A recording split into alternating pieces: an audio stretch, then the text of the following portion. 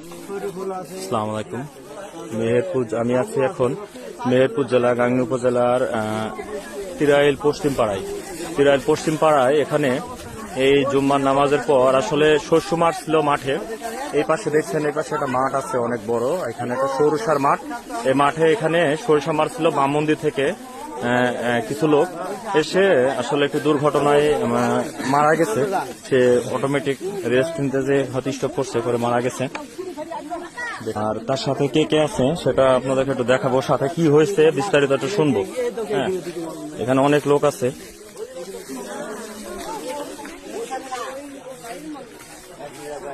ভাই, কি হয়েছিল, কি বিষয়টা কি একটু বলবেন? আপনারা কোথা থেকে আসছেন? শ্বশুরমাঠ আসছেন বামন্দি থেকে? মানে অটোমেটিক ও ছেলের বাড়ি আছে, আমাদের বাড়ি কাছে, একই জায়গায়। জি, তাই। ভাই, আপনি তো এখানে ছিলেন, আসলে বিষয়টা কি হয়েছে, মারা গেছে কিভাবে? মারা গেছে সেটা তো বলতে পারবো না, তবে ওই শস্য মারছিল, মারতে মারতে বলতে অসুস্থ হয়ে গেছে। এর ভেতরে ওর সাথে যে লোক ছিল ও বললো যে অসুস্থ হয়ে গেছে, বসে থাকো। ওইদিকে শস্য মারি বেড়াইছে, এখানে কাটি মেতে বসে আছে। মানে ওইদিকে ওরা শস্য মারছে, এদিকে মারা গেছে লোকটা, তো তাছাড়া অন্য কোনো সমস্যা না? ওর নিজের লোক,